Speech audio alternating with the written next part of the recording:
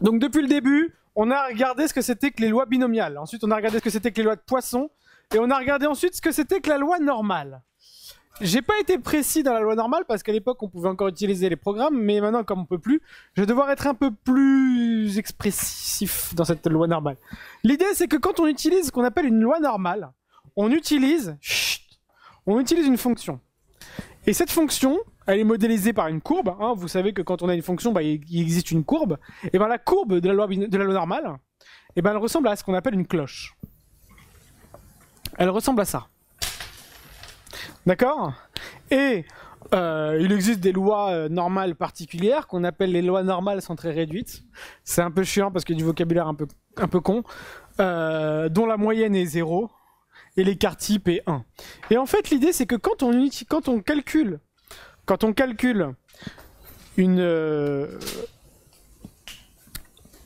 les probabilités d'une loi normale, qu'est-ce qu'on fait concrètement quand on vous dit calculer la probabilité? Alors on va prendre un autre truc, hein. Imaginons qu'une pièce je crois que c'était un truc une monture pesait 100 grammes par exemple. Donc en moyenne elle pèse 100.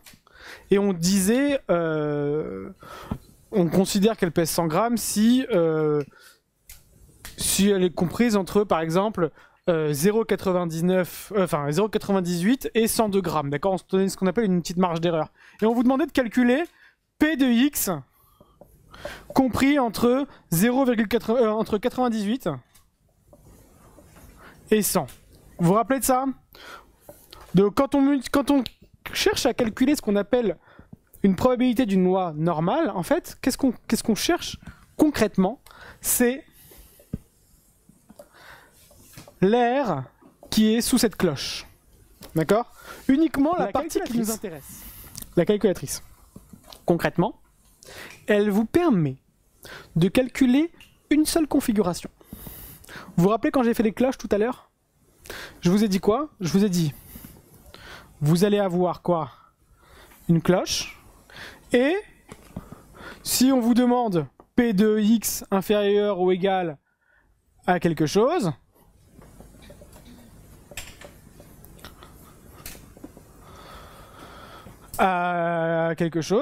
vous avez par exemple 0,95. D'accord? Et la calculatrice, elle vous permet de quoi? Je vous ai dit de trouver le quelque chose. Mais elle permet de vous trouver le quelque chose uniquement quand vous êtes dans ce qu'on appelle dans un inférieur ou égal. Ça veut dire qu'en fait, la calculatrice, elle nous permet de calculer que l'air de la courbe, de la cloche, sous la cloche, de ce côté-là. Elle ne vous permet pas de calculer ce côté-là. D'accord? Elle vous permet de calculer que ce côté-là. Je sais pas si vous vous rappelez, j'ai dit qu'on était symétrique. Qu'est-ce que je pourrais faire? Au lieu de résoudre ça, je pourrais résoudre quoi? Prendre cette partie-là, la reporter ici, et résoudre quoi? Ça. Tout le monde voit? Ça reviendrait exactement au même. C'est la même R. Parce que tout est symétrique. Ouais. Donc au lieu de résoudre ça, je pourrais résoudre P de Y inférieur ou égal à 20 plus H, parce que je suis de l'autre côté, égale à 0,95. Tout le monde comprend? Ça revient exactement, les deux équations sont exactement les mêmes. D'accord? Parce que je suis dans ces configurations qui sont symétriques. 972. Est-ce qu'on peut dire qu'elle fait pas 20 grammes? Non, parce qu'on a dit quoi? Avec un risque de 5%, on considère que toutes les pièces qui sont plus que 19,918, elles font 20 grammes. Donc votre pièce de 19,972, elle fait 20 grammes. Vous pouvez pas vous plaindre. Vous vous taisez, vous n'avez pas le droit de vous plaindre. C'est ça qu'ils vous disent. Et ensuite, ils vous disent, aurait-on pris la même décision que précédemment en fixant juste cet R-là, compris entre deux en fait. Moins H et plus H. Et on vous aimerait que, en plus, c'est symétrique. D'accord? Tout le monde se tait. Alors, comment faire pour calculer uniquement cette partie d'air? Qu'est-ce qu'on ferait? On ferait... Regardez bien, je vais mettre des couleurs. On ferait tout l'air rouge, l'air du rouge, moins l'air en vert. Oula. Peut-être pas prendre du vert. J'ai plus d'autres couleurs, c'est quand même incroyable. Ah, violet. Moins l'air en violet. Et ça laisserait quoi comme place? Uniquement l'air noir.